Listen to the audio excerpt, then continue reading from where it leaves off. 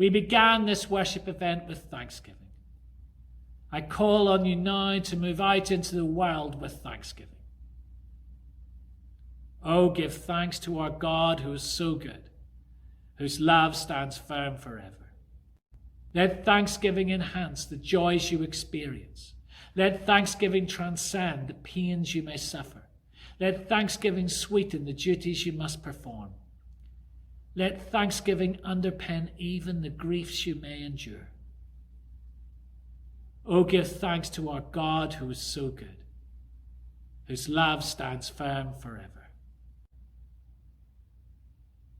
And may the love of the Redeemer, the love of the Creator, the fellowship of the Counselor be with you now and always.